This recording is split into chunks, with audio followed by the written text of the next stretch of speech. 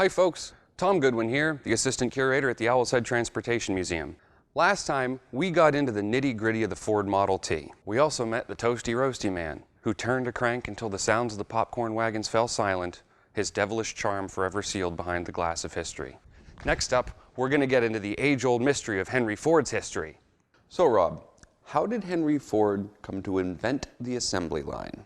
Oh, Henry Ford didn't invent the assembly line. Really, what we think of as the assembly line started as a disassembly line during the 1800s, when slaughterhouses found a way to streamline the process of taking a live animal, like a cow or a pig, and breaking it down into all the parts that we need for, say, bacon, pork chops, tenderloin, that sort of thing. As industrialization increased, they started using the same sort of streamlining process to make guns and watches and things like that. Folks like Ransom Eli Olds brought the assembly line to the automotive industry. Olds is the person who founded the Oldsmobile Car Company and also Rio, which you might know from the band REO Speedwagon. Between 1901 and 1904, Olds used the assembly line to increase production of his curved dash Olds from 400 cars a year to 5,500 cars a year.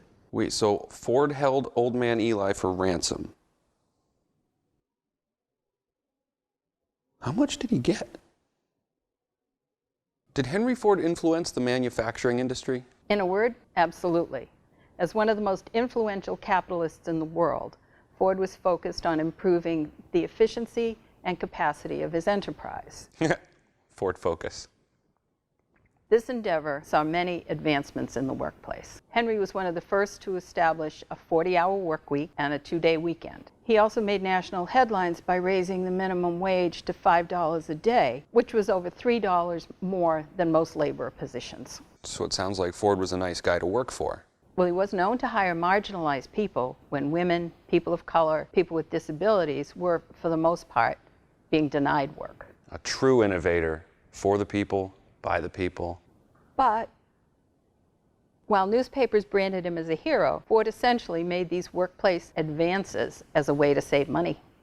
By spending more money? Go on.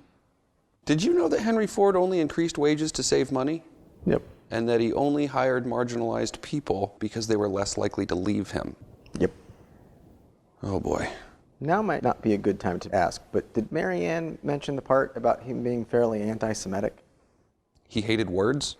Not anti-semantic, anti-Semitic. He was a fairly well-known Nazi sympathizer during World War II. What? Yep. Seriously? Supposedly he was sorry. I need a minute.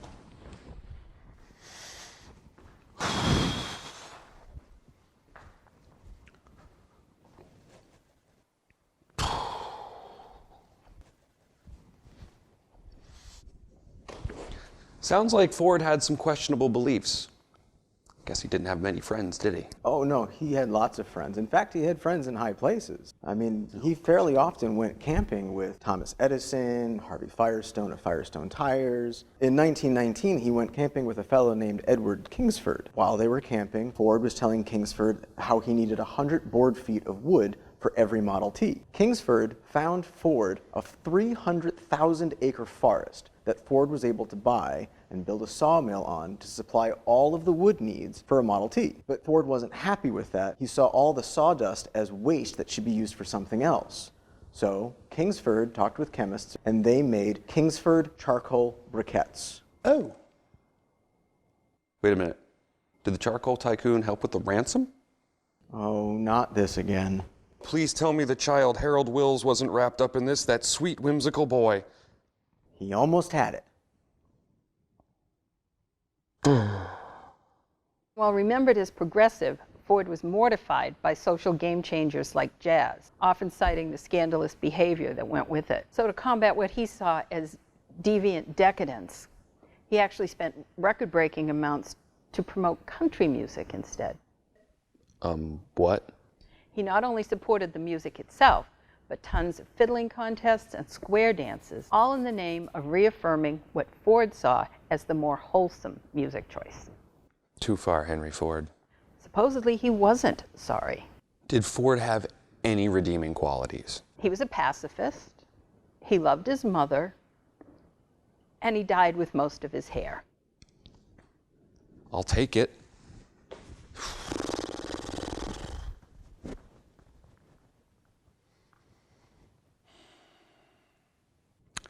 Amid the dusty char of history, sometimes we learn that great figures aren't so great. Just because Henry Ford kicked the industry into high gear doesn't mean he did it for the right reasons. Anyway, next time, tune in to see me make history when I learn to start the Model T.